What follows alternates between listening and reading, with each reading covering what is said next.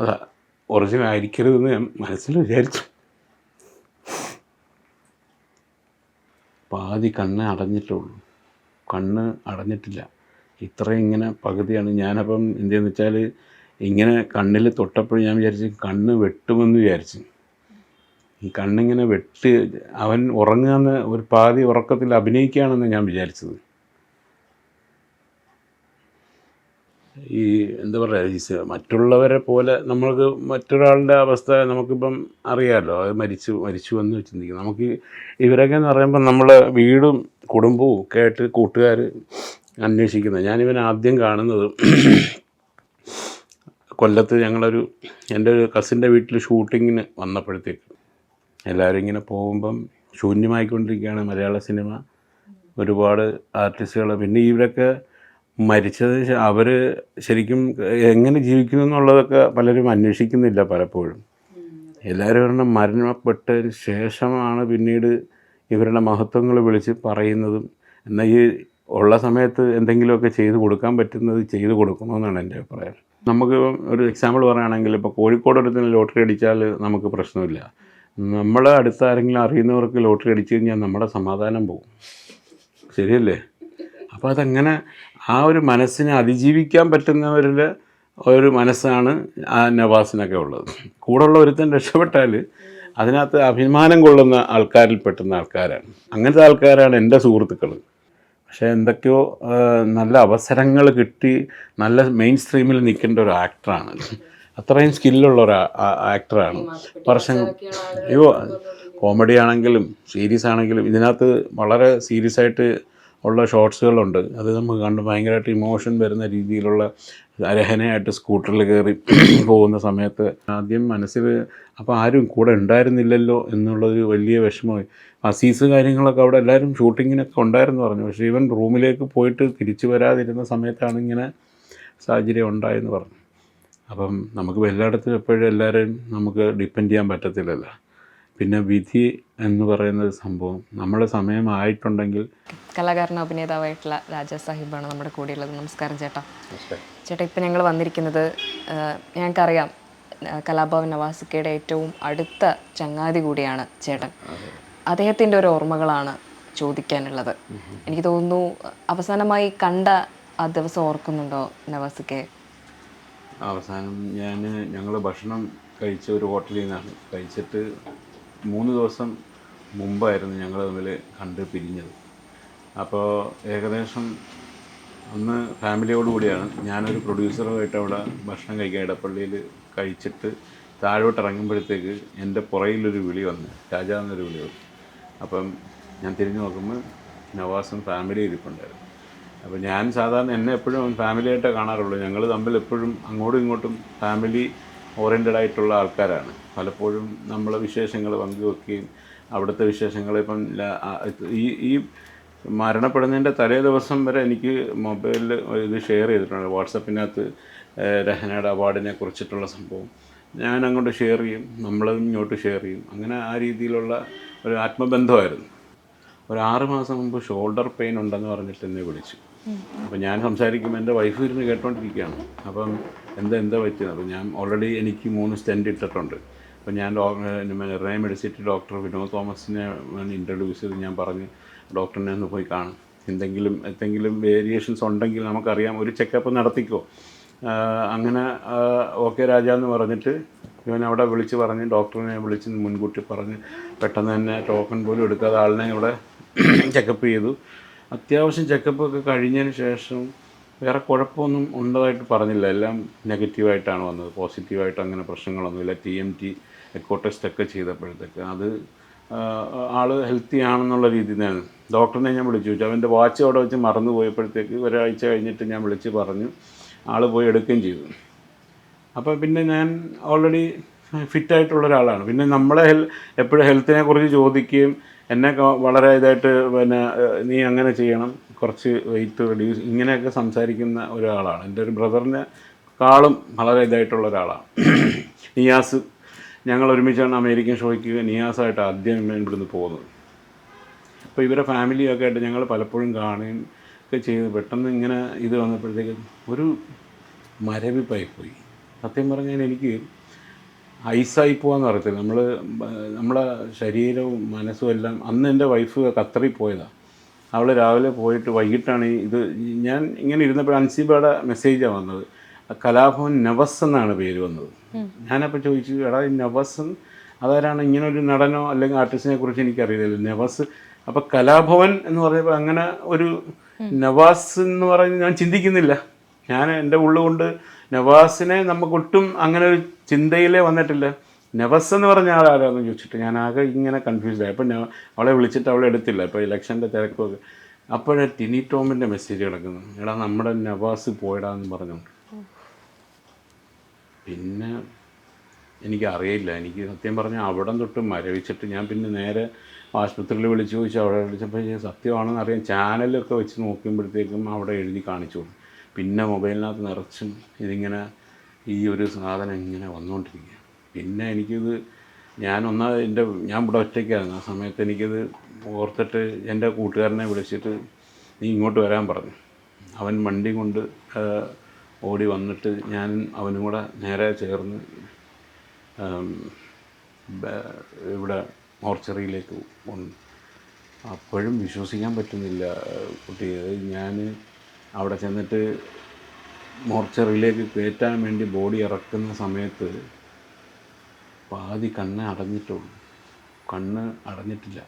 ഇത്രയും ഇങ്ങനെ പകുതിയാണ്. ഞാനപ്പം എന്തെന്ന് വെച്ചാൽ ഇങ്ങനെ കണ്ണിൽ തൊട്ടപ്പോഴും ഞാൻ വിചാരിച്ച് കണ്ണ് വെട്ടുമെന്ന് വിചാരിച്ച്. കണ്ണിങ്ങനെ അവൻ ഉറങ്ങാന്ന് ഒരു പാതി ഉറക്കത്തിൽ അഭിനയിക്കുകയാണെന്ന് ഞാൻ വിചാരിച്ചത്.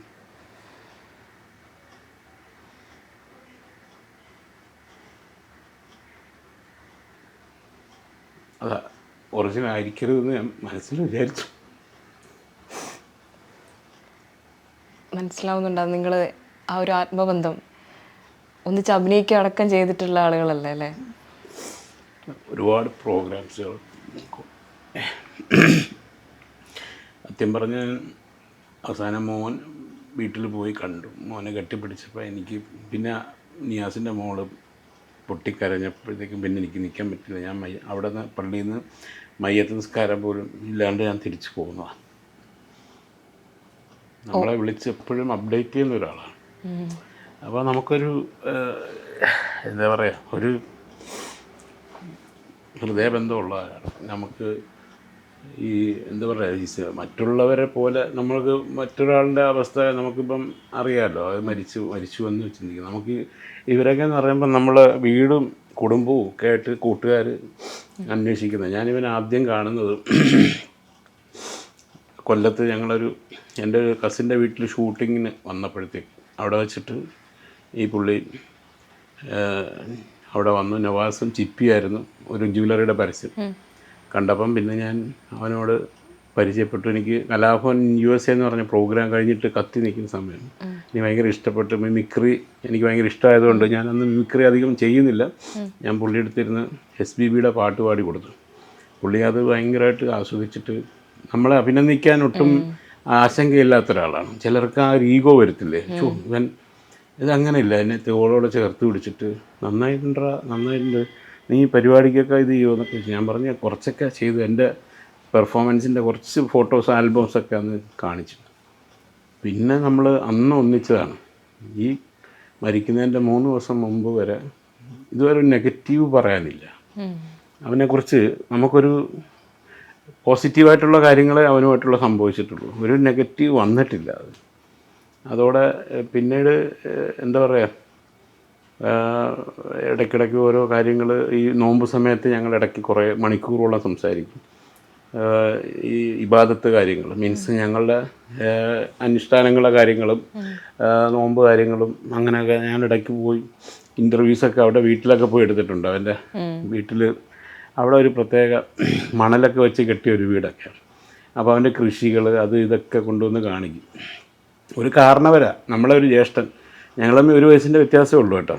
അപ്പോൾ വളരെ അടുത്ത സുഹൃത്തുക്കളും പിന്നെ ഒരുപാട് അസോസിയേഷനിലൊക്കെ ഞങ്ങൾ ഒരുമിച്ച് പ്രവർത്തിക്കുന്നതാണ്. ഞാൻ ഈ അവതാർ എന്ന് പറഞ്ഞ സംഘടന ആങ്കേഴ്സിൻ്റെ പ്രസിഡൻറ്റും കൂടെയാണ്.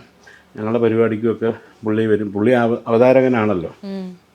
പിന്നെ എന്ത് കാര്യവും ഞങ്ങൾ തുറന്നൊരു ഡിസ്കഷനും കാര്യങ്ങളും സിനിമയിൽ പിന്നെ ഞങ്ങൾ അധികം ഒരുപാട് ചെയ്തിട്ടില്ല, കൂടുതലും സ്റ്റേജുകളാണ്. സ്റ്റേജ് ഷോകളാണല്ലോ. സിനിമയിൽ കൂടുതൽ സിനിമകൾ അങ്ങനെ അധികം ചെയ്ത്, അവനാണ് ആദ്യം എന്നെ നായകനായിട്ട് സിനിമ എടുത്ത അപരന്മാർ നഗരത്തിൻ്റെ ഒരു പ്രൊഡ്യൂസർ. അതെ. എന്നെ നായകനാക്കി ഫസ്റ്റ് സിനിമ എടുത്തത് കോട്ടൻ നസീർ, കലാഭവൻ നവാസ്, മോഹനേന്ദ്രൻ. ഞാനും അതിനകത്ത് പാർട്ട്ണർ ആവേണ്ടതായിരുന്നു. ബട്ട് എന്നെ ആ ഒരു സിനിമ ഇവർ ആലപ്പുഴയിൽ വെച്ച് പ്ലാൻ ചെയ്ത് ഞങ്ങൾ ഇത് ചെയ്യുമ്പോഴത്തേക്ക് ഫസ്റ്റ് സിനിമ സുബിയായിരുന്നു എൻ്റെ നായിക. പിന്നെ അതൊക്കെ ഇപ്പോഴും ഓർത്തിട്ട് എനിക്ക് സഹിക്കാൻ പറ്റാത്ത അവസ്ഥ. ഞാൻ ഇവിടെ ഒറ്റയ്ക്കായപ്പോൾ എനിക്ക് ഇനി വേറെ എന്തെങ്കിലും പ്രശ്നമാവുമെന്ന് വിചാരിച്ചിട്ട് ഞാൻ എൻ്റെ സുഹൃത്തിൻ്റെ കൂടെ അങ്ങനെ കറങ്ങി കിടക്കുമായിരുന്നു. രാത്രി കുറേ നേരം 3:15-4 മണിയായപ്പോഴാണ് ഞാൻ വന്ന് കിടക്കുന്നത്. അങ്ങനത്തെ ഒരു ഇപ്പോൾ ഒന്ന് അതിൻ്റെ ഹാങ് ഓവറിലേക്ക് ഇങ്ങനെ, ഇപ്പോഴല്ല ഇതിൻ്റെ വേദന നമ്മൾ അറിയുന്നത്. ഈ മനസ്സ് കട്ടിയായിരിക്കുന്നത് നിയാസിൻ്റെ അടുത്ത് ചോദിച്ചപ്പോൾ അവനിങ്ങനെ ആകെ ഇതായിരിക്കുകയാണ്. അത് എന്താ പറയുക, ഈ എന്നെ പോലെ തന്നെ മനസ്സ് കട്ടിയായിരിക്കുക, ഒന്ന് പൊട്ടിത്തെറിക്കുന്ന ഒരവസ്ഥയിലേക്ക് വന്നിട്ടില്ല ആൾ. അപ്പോൾ അത് ഞാനിനി ഇടയ്ക്ക് ഇനി നിയാസിനെ ഒന്ന് അല്ലാതെ ഒന്ന് വിളിക്കണം എന്ന് വിചാരിച്ചിരിക്കുകയാണ്. ഉമ്മായെ കണ്ടു, പിന്നെ രഹന എനിക്കൊന്ന് അവർ മറയിരിക്കുന്ന ഇതുണ്ട്, ഒരു ചടങ്ങുണ്ട്, അതൊക്കെ ആയിരിക്കും. പിള്ളേരെ കാര്യവും എല്ലാം ഓർക്കുമ്പം എങ്ങനെ സഹിക്കും എന്നുള്ളതാണ്. നിയാസിക്ക നമ്മൾ അവിടെ നിന്ന് കാണുമ്പോഴോ അത് നിയാസിക്ക എന്താണ് സംഭവിക്കുന്നത് എന്ന് അറിയാൻ വയ്യ. നവാസ് ഇപ്പോഴും ഉണ്ടെന്നാണ്. ഞാൻ എൻ്റെ ഡാഡി മരിച്ചിട്ട് 1.5 മാസം കഴിഞ്ഞാണ് ഞാൻ കരഞ്ഞത്. എനിക്ക് കരച്ചിൽ വരാത്തൊരാളായിരുന്നു. കുറച്ച് നാളായി എനിക്ക് ഈ പെട്ടെന്നുള്ള കുറേ കാര്യങ്ങൾ ഇതായിട്ടുള്ള ടി വിയിൽ തന്നെ ചില സിനിമകളും ചില സെൻറ്റിമെൻറ്റ് സീനൊക്കെ കാണുമ്പം എൻ്റെ ബെസ്റ്റ് ഫ്രണ്ടായിരുന്നു എൻ്റെ ഡാഡി. പിന്നെ അത് കഴിഞ്ഞ് പോയിട്ട് പിന്നെ 1.5 മാസം കഴിഞ്ഞ് എന്നെ ഒരാൾ വന്ന് ഇങ്ങനെ നിൽക്കല്ലേ മോനെ എന്ന് പറഞ്ഞതിന് ശേഷമാണ് പിന്നീട് എനിക്ക് ഒറ്റയ്ക്ക് ഇരുന്ന് റൂമിൽ കരഞ്ഞു തുടങ്ങി. പിന്നെ അതിന് ശേഷമാണ് എനിക്ക് ആ ഒരു വികാരം തന്നെ മനസ്സിലായി തുടങ്ങിയത്. വേദന അങ്ങനെ എഫക്റ്റ് ചെയ്യാത്ത ഒരാളായിരുന്നു ഞാൻ എല്ലാത്തിനും ഒരു ലാഘവത്തോടെ കണ്ടുകൊണ്ടിരുന്ന ഒരാളായിരുന്നു. ഇപ്പോഴാണ് ഓരോ ബന്ധങ്ങളും നമ്മളെ വിട്ടു പോകുമ്പോഴത്തേക്ക്, അത് കഴിഞ്ഞ് ഷാനവാസിക്ക മരണപ്പെട്ടു പോയി. അതും എൻ്റെ അടുത്ത ദിവസങ്ങളിലായിരുന്നു. ഞങ്ങൾ ഒരുമിച്ച് റബേക്ക ഒരുമിച്ച് അഭിനയിച്ചിട്ടുള്ള ആളാണ്. കുറേ സംസാരിച്ച് എന്നെക്കൊണ്ട് പ്രേം നസീറിൻ്റെ സൗണ്ടൊക്കെ എടുപ്പിച്ച് ആ മനുഷ്യൻ ഒരുപാട് സമയം ഞങ്ങൾ ഒരുമിച്ച് ഷെയർ ചെയ്തു. അന്ന് കലാഭവൻ മണിച്ചേട്ടനുണ്ടായിരുന്നു. എല്ലാവരും ഇങ്ങനെ പോകുമ്പം ശൂന്യമായിക്കൊണ്ടിരിക്കുകയാണ് മലയാള സിനിമ. ഒരുപാട് ആർട്ടിസ്റ്റുകൾ, പിന്നെ ഇവരൊക്കെ മരിച്ചത് അവർ ശരിക്കും എങ്ങനെ ജീവിക്കുന്നു എന്നുള്ളതൊക്കെ പലരും അന്വേഷിക്കുന്നില്ല പലപ്പോഴും. എല്ലാവരും ഒരെണ്ണം മരണപ്പെട്ടതിന് ശേഷമാണ് പിന്നീട് ഇവരുടെ മഹത്വങ്ങൾ വിളിച്ച് പറയുന്നതും. എന്നാൽ ഈ ഉള്ള സമയത്ത് എന്തെങ്കിലുമൊക്കെ ചെയ്തു കൊടുക്കാൻ പറ്റുന്നത് ചെയ്തു കൊടുക്കണമെന്നാണ് എൻ്റെ അഭിപ്രായം. ജീവിച്ചിരിക്കുമ്പോഴല്ലേ നല്ലത് ചെയ്തു കൊടുക്കണ്ട. മരണപ്പെട്ടിട്ട് പിന്നെ അങ്ങനെയാണ് ഇങ്ങനെയാണെന്ന് പറഞ്ഞിട്ട് അതിനകത്ത് എനിക്ക് അതിലൊരു വലിയ വാല്യൂ കൊടുത്തിട്ട് കാര്യമില്ല. ചില ക്യാപ്ഷൻസ് കാണുമ്പോൾ തന്നെ നമുക്ക് മനസ്സിലാവും. അപ്പോൾ അത്തരം കാര്യങ്ങൾ കഴിവതും നിങ്ങളോടൊക്കെ ഒരപേക്ഷയാണ്, ചെയ്യുന്നവർക്ക് നല്ല ആത്മാർത്ഥത ഉള്ളവർ ചെയ്യുക, സഹായിക്കാൻ പറ്റുന്നവരെ സഹായിക്കുക. പിന്നെ മരിച്ചു കഴിയുമ്പം അവരെന്താ ഇങ്ങനെയായിരുന്നു അങ്ങനെയായിരുന്നു എന്ത് പറഞ്ഞിട്ട് എന്ത് കാര്യം. കഴിവതും നല്ലത് നന്മയോടെ ആത്മാർത്ഥതയോടെ ചെയ്യുക. ഫോട്ടോയിൽ കണ്ട് പിന്നെ എല്ലാ ഇമോജീസായി റിയാക്ഷൻസും ഓരോ ഇമോഷൻസും മൊത്തം ഇമോജീസിലേക്ക് മാറിക്കൊണ്ടിരിക്കുന്ന കാലഘട്ടമാണ്. ആർക്കും ഇതില്ലല്ലോ, ഒരു എന്താ പറയുക, വികാരങ്ങളില്ലാതായി ആ കാലഘട്ടത്തിലായി. നവാസ്ക്ക് അന്ന് ആ പടം, അങ്ങനൊരു പടം എന്തുകൊണ്ടായിരുന്നു നിങ്ങളുടെ ഒരു കൂട്ടായ്മയിൽ ഉണ്ടായിരുന്നത്?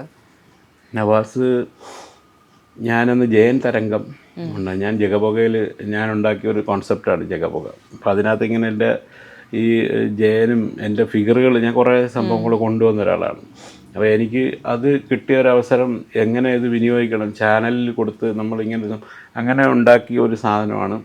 അതിൻ്റെ ഡയറക്ടർ അജി സാറും എല്ലാവരും കൂടെ ചേർന്നിട്ട്, ബിജു കൊടുങ്ങല്ലൂർ എന്ന് പറഞ്ഞ എൻ്റെ സുഹൃത്തും എല്ലാവരും കൂടെ ചേർന്നിട്ട്, പിന്നെ കുറേ ഞാൻ ഈ ഫിഗർ ചെയ്യുന്ന ആൾക്കാരെല്ലാം കൂടെ ഒരുമിച്ച് കൂട്ടി. അതിലാണ് സുരാജ് വെഞ്ഞാറമ്മൂട് ഉൾപ്പെടെ വരുന്നത്. പിന്നീടത് നന്നായിട്ട് ഹിറ്റായി, ഒരുപാട് പരിപാടികൾ കിട്ടി. അന്ന് ആ ഒരു രീതിയിൽ വന്ന സമയത്ത് ഹിറ്റായി, പിന്നെ ചർച്ചകളായി, കേരളം മൊത്തം ചർച്ചയായി, ചാനലിലെല്ലാം തരംഗമായി. സിനിമയിലെ ഒരു സൈഡിൽ നടക്കുന്നുണ്ടായിരുന്നു. ഞാൻ അതിൽ നിന്നാണ് ഇതിലേക്ക് വന്നത്. ചാനൽ കൈരളി തുടങ്ങുന്നതേ ഉള്ളൂ. അപ്പോൾ ഞാൻ പ്രൊഡ്യൂസർ ആവണമെന്നൊക്കെ എൻ്റെ മോഹമുണ്ടായിരുന്നു. പക്ഷേ പ്രൊഡ്യൂസറായിട്ട് എല്ലാ ചാനലും ഇൻഡിപെൻഡൻ്റ് ആയിട്ട് നിന്ന് ചെയ്യാൻ പറ്റത്തില്ല. അപ്പം ഓരോ സെപ്പറേറ്റ് നമുക്ക് ചെയ്യണമെങ്കിൽ നമ്മൾ ഒരു സ്വന്തം ഒരു ഇതിൽ വരണം. അങ്ങനെ ആയപ്പോഴത്തേക്ക് അതിനിടയ്ക്ക് ഈ ജയൻ തരംഗം കയറി ഹിറ്റായപ്പോഴത്തേക്ക് ഈ ജയൻ കൊണ്ടുവന്ന് ഞങ്ങൾ വേറെ പ്രോഗ്രാംസുകളൊക്കെ നസീർ ഒക്കെ ചെയ്യുന്ന ഷോ ഞങ്ങൾ ഒരുമിച്ച് ചെയ്തിട്ടുണ്ടായിരുന്നു. അങ്ങനെ ഇരിക്കുമ്പോഴാണ് ഒരു ടോക്ക് വന്നത്. നിസാർക്കായും നസീറും നവാസും ഒരു പടം ചെയ്തുകൊണ്ടിരിക്കുക. ഒരു ഒരു ഹൗസ് എന്ന പേര് വരുന്നൊരു സിനിമ അവർ ചെയ്തുകൊണ്ട്. അപ്പോഴാണ് ഇവരുടെ ഡിസ്കഷൻ നടക്കുന്നത്, നമുക്ക് ജയൻ ചെയ്താലോ. അങ്ങനെ ജയനെ വെച്ചിട്ടുള്ളൊരു സബ്ജക്റ്റ് ഉണ്ടാക്കി അവർ ആ സിനിമയുടെ തിരക്കഥാകൃത്തിനെ കൊണ്ട് തന്നെ എഴുതിപ്പിച്ച് എന്നെ വിളിപ്പിച്ചു, സംസാരിപ്പിച്ചു. ജയനല്ല ഞാൻ ചെയ്യേണ്ടത്, ഞാൻ ഇന്നസെൻ്റ് മൻസൂർ അലിഖാനൊക്കെ ചെയ്യാനിരുന്നത്. ജയൻ ചെയ്യാൻ വേറൊരു ആർട്ടിസ്റ്റ് ഉണ്ടായിരുന്നു. അയാൾ ഈ പറഞ്ഞ പോലെ ഭയങ്കര ഭീമമായ പൈസയും ചോദിച്ചിട്ട്, നമുക്ക് പൈസ അല്ല, നമ്മൾക്കൊരു ഇൻട്രൊഡക്ഷൻ സംഭവമാണ് ഞാൻ നോക്കുന്നത്. ഒരു ഓപ്പർച്യൂണിറ്റി നമ്മുടെ മുമ്പിൽ വരുന്നു, പൈസയൊന്നും നമ്മൾ നോക്കുന്നില്ല. ചെയ്തു. ദൈവാനുഗ്രഹം കൊണ്ട് 90 ഡേയ്സിന് അബവ് ആ സിനിമ ഓടി. പിന്നെ നവാസ് ഞങ്ങളെല്ലാവരും കൂടെ നസീറും ഒക്കെ ആയിട്ട് ഈ സിനിമ 50-ാം ദിവസം വന്നപ്പോൾ ഞങ്ങൾ തിയേറ്റർ സന്ദർശനം നടത്തിയിട്ടുണ്ടായിരുന്നു. അപ്പോൾ ഞങ്ങളതൊക്കെ ഓരോ ഹോട്ടലിൽ പോയി താമസിക്കും, അവിടുത്തെ തിയേറ്ററിൽ ഒരു 3-4 തിയേറ്ററിൽ ഓരോ ജില്ലയിൽ. അങ്ങനെ ആ സമയത്ത് ഞങ്ങളിങ്ങനെ ഇതിനെ കുറിച്ചിട്ടുള്ള ഓരോ സംഭവങ്ങൾ ഇങ്ങനെ ഇത് ചെയ്തുകൊണ്ടിരിക്കും. പത്രത്തിലും വാരികയിലും ഒക്കെ ഇതിനെക്കുറിച്ച് മാത്രം സംസാരിക്കുന്നു. ജയൻ തരംഗം, ജയൻ നിങ്ങളുടെ മുമ്പിൽ നേരിട്ട് വരുന്നു എന്നൊക്കെ പറഞ്ഞിട്ട് നല്ല ഇതായിരുന്നു. ഓപ്പൺ ജീപ്പിലായിരുന്നു. അപ്പം നവാസ്, നസീർ ഞങ്ങളെ കൂടെ ഉണ്ട്. അതൊരു നല്ലൊരു ഓപ്പർച്യൂണിറ്റി ആയിരുന്നു ആ സമയത്ത് നമുക്ക് കിട്ടിയത്. ഞാൻ പ്രതീക്ഷിച്ചില്ല ഈ സിനിമ ഇത്രയൊക്കെ വരുമെന്നുള്ളതൊക്കെ. ചേട്ടനിത് പറയുമ്പോൾ നമുക്ക് മനസ്സിലാവുന്നുണ്ട്, അതായത് കൂടെയുള്ളവരെന്ന് രക്ഷപ്പെടണം അതിയായ ആഗ്രഹമുള്ള ഒരാൾ കൂടിയായിരുന്നു അല്ലേ നവാസ്? അതെ. അത് എല്ലാവർക്കും അങ്ങനത്തെ മനസ്സൊന്നുമില്ല. ഇപ്പം ഞാൻ പറഞ്ഞില്ലേ, നമ്മളെ തോളെ തട്ടി ഒന്ന് ഒരു അപ്രീഷിയേറ്റ് ചെയ്യാനുള്ളൊരു മൈൻഡും അത്രയും ഉണ്ടായാൽ മതി. അത് ഏതൊരു വ്യക്തി, നമ്മളിപ്പോൾ ഒരു മൊബൈലിനകത്തൊരു സ്റ്റാറ്റസ് ഇട്ട് കഴിഞ്ഞാൽ നമ്മളെ ഫോട്ടോയോ അല്ലെങ്കിൽ നമ്മളിടുന്ന ഒരു സാധനം ആൾക്കാർ അപ്രീഷിയേറ്റ് ചെയ്ത് അടിപൊളി, നന്നായിരിക്കുന്നു, ഇതിനേക്കാൾ നല്ല സംഭവങ്ങൾ ചെയ്യണം എന്നൊക്കെ പറഞ്ഞ് നമുക്ക് കിട്ടുന്നൊരു മോട്ടിവേഷൻ ഉണ്ടല്ലോ, ഇറ്റ്സ് ഹെവി. അത് നമ്മളെ ഭയങ്കരമായിട്ട് നമ്മളെ വളർത്തും. ഇപ്പം നമുക്ക് ഒരു എക്സാമ്പിൾ പറയുകയാണെങ്കിൽ, ഇപ്പോൾ കോഴിക്കോട് അടുത്ത് ലോട്ടറി അടിച്ചാൽ നമുക്ക് പ്രശ്നമില്ല. നമ്മളെ അടുത്ത് ആരെങ്കിലും അറിയുന്നവർക്ക് ലോട്ടറി അടിച്ചു കഴിഞ്ഞാൽ നമ്മുടെ സമാധാനം പോകും. ശരിയല്ലേ? അപ്പോൾ അതങ്ങനെ ആ ഒരു മനസ്സിനെ അതിജീവിക്കാൻ പറ്റുന്നവരുടെ ഒരു മനസ്സാണ് ആ നവാസിനൊക്കെ ഉള്ളത്. കൂടെയുള്ള ഒരുത്തൻ രക്ഷപ്പെട്ടാൽ അതിനകത്ത് അഭിമാനം കൊള്ളുന്ന ആൾക്കാരിൽ പെട്ടുന്ന ആൾക്കാരാണ്. അങ്ങനത്തെ ആൾക്കാരാണ് എൻ്റെ സുഹൃത്തുക്കൾ. നമുക്കങ്ങനെ ഒരു ചിന്തയില്ല. നമ്മൾ ഒരുപാട് പേരെ നമ്മളിങ്ങനെ ചവിട്ടുപടിയായിട്ട് കൊണ്ടുവന്ന് രക്ഷപ്പെടണം എന്ന് ആഗ്രഹിക്കുന്ന ആളാണ്. ഇപ്പോഴും ഒരാൾ എനിക്ക് ചാൻസ് ഇല്ലെങ്കിലും ഞാൻ അതിന് വഴി ഒരുക്കി കൊടുക്കും. അപ്പോൾ അത് അങ്ങനത്തെ കുറേ സുഹൃത്തുക്കളാണ് എനിക്ക് നിരന്തരമുള്ള സുഹൃത്തുക്കളിലുള്ളത്. അല്ലാതെ സിനിമയിൽ സുഹൃത്തുക്കളുണ്ട്, ഹലോ അളിയ ഹായ് ബൈ കഴിഞ്ഞു, ഇത്രയേ ഉള്ളൂ. ഈ വന്ന പല കലാകാരന്മാരിലും നവാസൊക്കെ കൈപിടിച്ചു കൊടുത്ത ആളുകളുണ്ടാവില്ലേ? പിന്നെ നവാസിൻ്റെ സുഹൃത്തുക്കൾ ഇപ്പം നവാസും നസീറും കുറേ കോമ്പോസ് ചെയ്തിട്ടുണ്ട്. ഞങ്ങൾ ചാനലിലൊക്കെ ഞാനും നവാസും നസീറും കൂടെ ചേർന്നിട്ടുള്ള മാറി ചെയ്തിട്ടുള്ള സിനിമയിൽ കുറേ എപ്പിസോഡുകളൊക്കെ ഉണ്ട്, പ്രോഗ്രാംസുകളുണ്ട്. നവാസ് എന്നെ ഇൻ്റർവ്യൂ ചെയ്തിട്ടുണ്ട്, നവാസിനെ ഞാൻ ഇൻ്റർവ്യൂ ചെയ്തതുകൊണ്ട്. അങ്ങനെ സിദ്ദിഖിക്ക ചെയ്യുന്നൊരു പ്രോഗ്രാമിനകത്ത്, ഞങ്ങൾ അസോസിയേഷൻ്റെ പ്രോഗ്രാമാണ്. അങ്ങനത്തെ ഒരു അനുഭവങ്ങൾ നമുക്കുണ്ട്. പിന്നെ ഇതൊക്കെ ഓർത്ത് കഴിഞ്ഞാൽ പിന്നെ നമുക്ക് അത് ആ മരവിപ്പ് മാറി വരുന്നതേ ഉള്ളൂ. സത്യം പറഞ്ഞു കഴിഞ്ഞാൽ എനിക്ക് അതിനേക്കാൾ കൂടുതൽ ആശങ്ക വരുന്നത് മക്കൾ, കുടുംബവും അതെങ്ങനെ അതിജീവിച്ച് കുറച്ചും കൂടെ കഴിയും. അത് കഴിയുമ്പോഴത്തേക്കുണ്ടാകുന്ന പെയിനാണ് താങ്ങാൻ പറ്റാത്തത്. അത് അവർ അതിജീവിക്കട്ടെ എന്നാണ് എൻ്റെ പ്രാർത്ഥന. എൻ്റെ വൈഫ് ഡെയിലി വിളിച്ച് ഇങ്ങനെ ചോദിച്ചുകൊണ്ടേയിരിക്കുകയാണ്, ഇവരുടെ എന്തായി, വിളിച്ചോ പോയോ, അവരെ കണ്ടാൽ. അപ്പം നമ്മൾ ഇങ്ങനെ ഇടയ്ക്ക് പോകുന്നു, സംസാരിക്കുന്നു, പിന്നെ അവിടുന്ന് ഫേസ് ചെയ്തുകൊണ്ടേ ഇരിക്കുകയാണല്ലോ. ഫാദറിലോ ഒക്കെ ആയിട്ട് നമുക്ക് നല്ല അടുപ്പമാണ്. പിന്നെ എല്ലാം മാറി വരട്ടെ പടച്ചോൻ. അത്തരത്തിലുള്ളൊരു ചിന്ത അവർക്ക് അതിജീവിക്കാനുള്ള ഒരു മനസ്സിന് ശക്തി കൊടുക്കട്ടെ എന്നാണ് എല്ലാവരും പറയുന്നത്. നവാസുക്കയുടെ ഓർമ്മകളിൽ പലരും പറയുന്നത് നന്നായി ആരോഗ്യം നോക്കുന്ന ഒരാൾ കൂടിയായിരുന്നു എന്നുള്ളതാണ്. ഞാനും പറഞ്ഞില്ലേ, ഞാൻ അനുഭവസ്ഥനാണ്. പുള്ളി ഇങ്ങനെ ഒരു ചെറിയ പെയിൻ ഉണ്ടെന്ന് പറഞ്ഞപ്പോൾ തന്നെ വിളിച്ച് പറഞ്ഞു, 50,000 രൂപ പുറത്ത് ചെക്കപ്പിന് മാത്രമായി പൈസ. അപ്പോൾ ഒരു റിസൾട്ടിനും അങ്ങനെ ഒരു പ്രശ്നം ഉണ്ടായിട്ടില്ല. ഹെൽത്ത് വൈസ് പുള്ളി ഭയങ്കര ഫിറ്റായിരുന്നു. പിന്നെ എന്ത് ഇതിനകത്ത് ഒരു മാറി അതിന് സമയമായതുകൊണ്ടാണോ എനിക്ക് അറിയില്ല. ആ സമയത്ത് നമ്മൾ ചില കാര്യങ്ങൾ വേണ്ടാന്ന് തന്നെ വെക്കും, നമുക്ക് പോകണ്ട. സെറ്റിലുണ്ടായിരുന്ന വേദന അങ്ങനെ എന്തെങ്കിലും പറഞ്ഞിരുന്നു ചേട്ടനോട്? എന്നോട് അതൊന്നും പറഞ്ഞില്ല. കാര്യം ഞാൻ ഹെൽത്തിൻ്റെ കാര്യം ഓൾറെഡി ഇയാൾ ഓക്കെയാണ്. നമ്മളെ ശ്രദ്ധിക്കുന്ന ഒരാൾ മമ്മൂക്ക എന്നെ കണ്ട ഉടനെ നിൻ്റെ വയറ് ഇച്ചിരി കൂടിയിട്ടുണ്ട്, കുറയ്ക്കണം എന്നൊക്കെ പറയും, ആഹാരം കൺട്രോൾ ചെയ്യണം എന്നൊക്കെ പറഞ്ഞ് ഹെൽത്ത് വൈസുള്ള കാര്യങ്ങൾ സംസാരിക്കുന്ന പോലത്തെ ഒരു ആറ്റിറ്റ്യൂഡ് അവനും ഉണ്ടായിരുന്നു. നമ്മളെ എങ്ങനെയെങ്കിലും ഒരു ആരോഗ്യവാനായിട്ട് കാണണമെന്ന് ആഗ്രഹിക്കുന്നതുകൊണ്ട് ഞങ്ങൾ തമ്മിൽ ഈ സിനിമാ കാര്യങ്ങളല്ല അധികം സംസാരിക്കൽ. നമ്മൾ ആരോഗ്യപരമായിട്ടുള്ള കാര്യങ്ങൾ, കോമഡി. എന്നെ കണ്ടാൽ എപ്പോഴും എന്തെങ്കിലും കൗണ്ടർ പറഞ്ഞ് എന്നെ ചിരിപ്പിക്കുന്ന പല ഫോട്ടോകൾ ശ്രദ്ധിച്ചാൽ മതി. ഞാനുമായിട്ടുള്ള സമയത്തൊക്കെ എൻ്റെ മുഖം ചിരിപ്പിച്ചുകൊണ്ടിരിക്കും. അവൻ എന്തെങ്കിലും കൗണ്ടർ പറഞ്ഞുകൊണ്ടിരിക്കും. അതാണ് ഇങ്ങനെ നമ്മളിങ്ങനെ ഹോണ്ട് ചെയ്തുകൊണ്ടിരിക്കുന്നത്. ഈ പറഞ്ഞ കാര്യങ്ങളും കേട്ട കാര്യങ്ങളും ഒക്കെ ഇങ്ങനെ ഓരോന്ന് 1 by 1 ആയിട്ട് ഇങ്ങനെ ഫ്ലാഷ് പോവുക. അതാണ് ഞാൻ പലപ്പോഴും നമുക്ക് രീതിയിൽ താങ്ങി നിൽക്കാൻ പറ്റാത്തൊരവസ്ഥ വരുന്നത്. ഈ മൺവീടിന്റെ കാര്യം പറഞ്ഞിരുന്നല്ലോ, നവാസ്ക്ക് അങ്ങനെ ഒരു മൺവീട് എന്നുള്ളൊരു തോട്ട് എന്തോ ഉണ്ടായിരുന്നു കൊണ്ടുവന്നതെന്ന് പറഞ്ഞിട്ടുണ്ടായിരുന്നു. മൺവീടിൻ്റെ സംഭവം എന്ന് വെച്ച് കഴിഞ്ഞാൽ പുള്ളിക്കാരനത് കുറച്ച് ഗ്രാമത്തിൻ്റെ ബേസിക് ഇതുള്ള നേച്ചറുള്ള ആളാണ് പുള്ളി. കൃഷി, പിന്നെ ഇത്തരം കുറേ നൊസ്റ്റോളജി ഉണ്ടാക്കുന്ന കുറേ കാര്യങ്ങൾ, ആ ഒരു ചലനങ്ങൾ കാര്യങ്ങളൊക്കെ പുള്ളി അതിൽ ക്രിയേറ്റ് ചെയ്തിട്ടുണ്ട്. പുള്ളിയുടെ വീട്ടിൻ്റെ അകത്ത് ശ്രദ്ധിച്ചാൽ ചില ചിത്രങ്ങൾ, രചന, അതുപോലെ ഈ മണൽ സംബന്ധമായിട്ട് എനിക്കറിയത്തില്ലായിരുന്നു ഈ മണലിൻ്റെ അവരുടെ വടക്കഞ്ചേരി എന്ന് പറഞ്ഞ സ്ഥലത്തൊക്കെ ഇത്തരം കാര്യങ്ങളൊക്കെ ചെയ്യുന്നുള്ള ഡയറക്ടർ ഭരതനില്ലേ, ഭരതൻ സാറിൻ്റെ ഒക്കെ അടുത്താണെന്ന് തോന്നുന്നു ഇവർ വീടും കാര്യങ്ങളൊക്കെ. അപ്പോൾ അവർ ബേസിക്കലി ആ ഒരു പച്ചപ്പുള്ള നാട്ടിൽ നിന്ന് വന്നവരാണ്. അതാണ് ആ ഗ്രാമം, ആ സ്ഥലത്ത് ഫാദറിലോ ഒക്കെ ഉള്ള ഒരുമിച്ച് അവർ താമസിക്കുന്നത്. സെപ്പറേഷൻ ഒന്നുമില്ല അവർക്ക്. അവന് വേറൊരു വീട് ചൂണ്ടിയിലുണ്ട്, അവിടെ നോർമൽ സാധാരണ വീടാണ്. ഈ വീട് അവരങ്ങനെ പണിഞ്ഞെടുത്ത് മാറ്റി. സാധാരണ ഒരു വീടങ്ങ് ഉണ്ടായിരുന്നു, മൊത്തം ഇത്തരത്തിൽ പണിയൊക്കെ ചെയ്ത് കുറേ ചെറിയ രീതിയിലുള്ള കൃഷി ആ സ്ഥലത്തൊക്കെ കുറേ ഇതൊക്കെ വെച്ച് പച്ചക്കറികളെല്ലാം, അതുപോലെ വേറെ എന്തൊക്കെയോ ഫ്ലവേഴ്സും ഒക്കെ ഞാൻ കണ്ടിട്ടുണ്ട്. എന്നെ കൊണ്ടൊന്ന് കാണിക്കുകയും ചെയ്തു. ഒരു സമയത്ത് നവാസ്ക്ക സിനിമയിൽ നിന്ന് മാറി നിന്നിരുന്നോ? മാറി ആർക്കും അങ്ങനെ നിൽക്കണമെന്ന് തോന്നത്തില്ലല്ലോ. പേര് പ്രിൻസി. നമ്മൾ ഒരിക്കലും ഒരു അഭിനേതാവ് അല്ലെങ്കിൽ ഒരു ആർട്ടിസ്റ്റ് എപ്പോഴും ചിന്തിക്കുന്നത് എപ്പോഴും ലൈവായിട്ട് നിൽക്കണം, ലൈവ് ലൈറ്റിലുണ്ടാവണം. വർക്കുകൾ ഒന്ന് കഴിയുമ്പോഴത്തേക്ക് അടുത്തത് വരണം. പിന്നെ ഒരുപാട് വർക്ക് കൂടുമ്പോൾ ഉള്ള ഒരു കൺഫ്യൂഷനും ഉണ്ടാവും. കാര്യം നമുക്കത് മാനേജ് ചെയ്യാൻ പറ്റുന്നില്ലല്ലോ.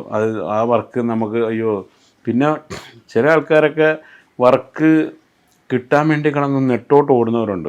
പക്ഷെ അവർക്കൊന്നും, ചില ആൾക്കാരത് നിഷേധിക്കപ്പെടുന്നുണ്ട് പല രീതിയിലും. അത് ഇഗ്നോർ ചെയ്ത് അവരെ അകറ്റി നിർത്തിക്കൊണ്ട് ചില പരിപാടികൾ ചെയ്യാറുണ്ട്. അത് കാരണം ഒത്തിരി ആർട്ടിസ്റ്റുകൾ എന്താ പറയുക, ഈ സിനിമ ഫീൽഡ് തന്നെ വിട്ടു നിൽക്കുന്ന അവസ്ഥയിലുണ്ട്. നമ്മളൊക്കെ 10-30 വർഷങ്ങൾക്ക് ഇപ്പം 2001 ഞാൻ നായകനായിട്ട് ഈ സിനിമ ചെയ്യുന്നതും ആ സിനിമയുടെ ഒരു ബാക്കപ്പിൽ പിന്നീട് നമുക്ക് എന്താ പറയുക വന്ന സിനിമകളൊക്കെ ഒരു ടൈപ്പ് കാസ്റ്റിംഗ് ആണ്, സ്റ്റീരിയോട്ടിക് സംഭവം ജയൻ തന്നെ ചെയ്യണമെന്നുള്ളതായി. അപ്പോൾ ഞാൻ അതിൽ നിന്നങ്ങോട്ട് മാറി സഞ്ചരിക്കാൻ വേണ്ടി ഞാൻ ക്യാരക്ടർ റോളുകൾ ചെയ്യാമെന്ന് വിചാരിച്ചിട്ട് ഞാനിപ്പോൾ ഒരു 50 സിനിമയോളം ചെയ്തു. ചെറുതായിട്ടുള്ള വേഷങ്ങളാണ്, നല്ല മുതിർന്ന വേഷങ്ങളും നമുക്ക് അഭിനയ മികവ് പ്രകടിപ്പിക്കാൻ പറ്റുന്ന തരത്തിലുള്ള ചില സാധനങ്ങൾ കിട്ടിയാലാണ് നമുക്ക് ഇപ്പം കളമുണ്ടെങ്കിലേ നമുക്ക് ആടാൻ പറ്റത്തുള്ളൂ. കളമില്ലാതെ നമുക്ക് കളിച്ചിട്ട് കാര്യമില്ല. അപ്പോൾ അത് അത്തരത്തിൽ അവസരങ്ങൾ കൊടുത്താലേ നമുക്കൊരു താരത്തിൻ്റെ വാല്യൂ നമുക്ക് കാണിക്കാൻ പറ്റുള്ളൂ. ഇപ്പം നവാസിന് ലാസ്റ്റ് മൊമെൻറ്റിലാണ് കുറേ സിനിമകൾ വന്നത്. ഭയങ്കര നല്ലൊരു സബ്ജക്റ്റാണ് ആ സിനിമ. നമ്മളെ കണ്ടു കഴിയുമ്പോഴാണ് ഇത്രയും നല്ല സിനിമ. പിന്നെ ഒരു ആൽബം എൻ്റെ ഇടയ്ക്ക് വന്നായിരുന്നു, മറന്നുപോ സഖി എന്ന് പറഞ്ഞിട്ട്. ആ പാട്ട് എന്തോ മനോഹരമായിട്ടാണ് പാടിയേക്കുന്ന ആ പാട്ട്, മറന്നുപോ സഖി എന്നൊക്കെ ഉള്ള ആ പാട്ട് രഹനയായിട്ട് അഭിനയിച്ച് അവർ പ്രായം കുറഞ്ഞ രീതിയിൽ നമുക്ക് ഫീൽ ചെയ്യുന്ന രീതിയിൽ അവർ അത് മാനേജ് ചെയ്ത്. അതാണ് അഭിനയത്തിൻ്റെ ഒരു കഴിവും. നമ്മളെ മേക്കപ്പും ഒക്കെ മാറ്റി അവരെ രണ്ടുപേരും ചെറുപ്പത്തിലുള്ളൊരു നാട്ടിൻപുറത്തുള്ളൊരു പ്രണയം. ഞാൻ ആ പാട്ടാണ് ഇപ്പോൾ ഇടയ്ക്കിടയ്ക്ക് മനസ്സിലിങ്ങനെ തികട്ടി വരുന്നത്. ആ പാട്ടാണ്. അതിനെക്കുറിച്ചൊക്കെ പറഞ്ഞിരുന്നോ ആ സമയത്ത്? അത് എനിക്കെല്ലാം അയച്ചു തന്നുകൊണ്ടിരിക്കുകയല്ലോ. പുള്ളി എന്ത് ചെയ്ത് ഏതൊരു സംഭവം ചെയ്ത് ഒരു ഇൻ്റർവ്യൂ കൊടുത്താൽ പോലും അത് കൃത്യമായിട്ട് അപ്ഡേറ്റ് ചെയ്യും നമ്മളടുത്ത്. അത് എൻ്റെ അടുത്ത് ഞാൻ വിചാരിച്ചു എന്നോട് മാത്രമായിരുന്നു. പക്ഷെ അല്ല, അവൻ അത്യാവശ്യം ഉള്ള എല്ലാ സിനിമാ മേഖലയിൽ വർക്ക് ചെയ്യുന്ന അവൻ്റെ സുഹൃത്തുക്കൾക്കൊക്കെ ഈ ഒരു സാധനം പ്രൊമോട്ട് ചെയ്യുന്നുണ്ടായിരുന്നു. അങ്ങനെ അപ്ഡേറ്റഡ് ആയിട്ടുള്ള ഒരു ആർട്ടിസ്റ്റ് തന്നെയാണ്. ഞാൻ കുറച്ച് മടിയനാണ്. എനിക്ക് ഈ പറഞ്ഞ പോലെ കുറച്ച് കാര്യങ്ങൾ ഒരു പരിധി വിട്ട് ഒരാളോട് ചോദിച്ച് യാചിക്കാൻ പറ്റത്തില്ല. നമ്മളെന്തിനാണ് നിൽക്കുന്നതെന്നുള്ളത് നമുക്കറിയാം, അവർക്കും അറിയാം. ഞാൻ അഭിനേതാവാണ്, അല്ലെങ്കിൽ ഒരു അവസരത്തിന് വേണ്ടി. അത് ചില ആൾക്കാരുടെ മൊണോപ്പൊളിയായിട്ട് മാറി. അവർ ഇന്ന ആൾക്കാരെ അത് ഫിക്സ് ചെയ്ത് കഴിഞ്ഞ് പിന്നെ അവർ അതിനകത്ത് തന്നെ ഇട്ട് കളി അത് സംഭവം ചെയ്യും. നവാസിക്ക് സിനിമകൾ അങ്ങനെ നഷ്ടമായിട്ടുണ്ടായിരുന്നോ?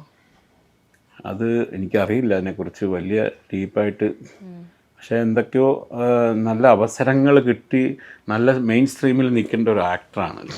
അത്രയും സ്കില്ലുള്ള ഒരു ആക്ടറാണ്.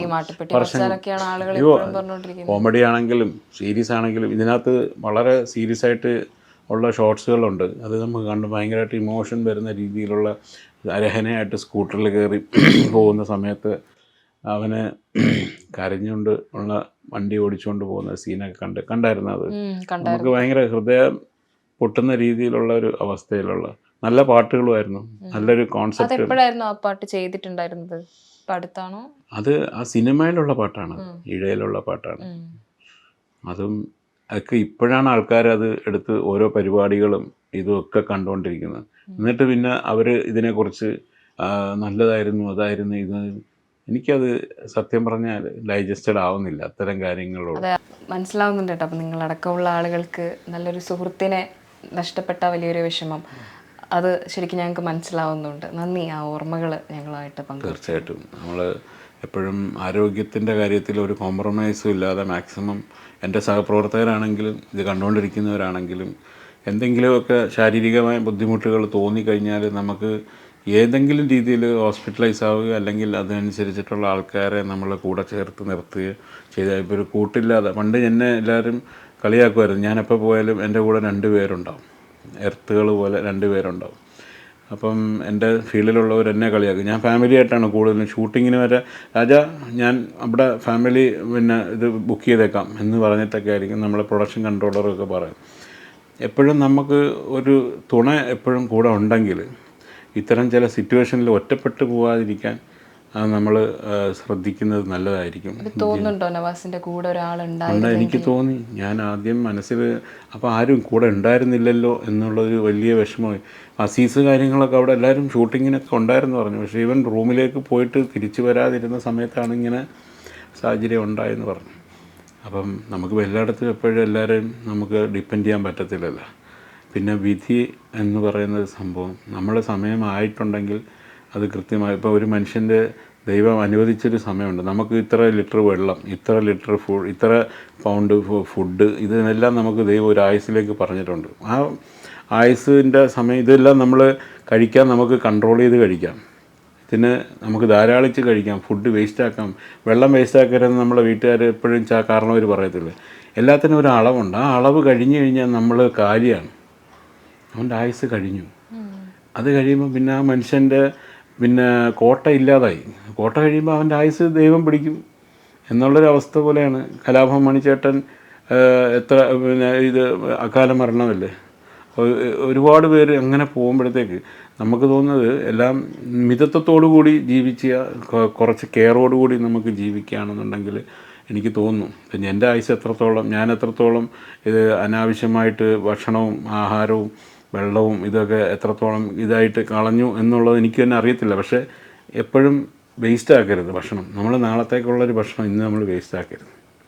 അത് ശ്രദ്ധയോടുകൂടി അളവോടുകൂടി നമുക്ക് കഴിക്കാൻ പറ്റിയില്ലെങ്കിൽ നമുക്ക് വേറൊരാൾക്ക് കൊടുത്താൽ അത് നല്ലതായിരിക്കും. അങ്ങനെ ജീവിച്ചാൽ നമുക്ക് ഒരുപാട് നന്മകളും ഉണ്ടാവും.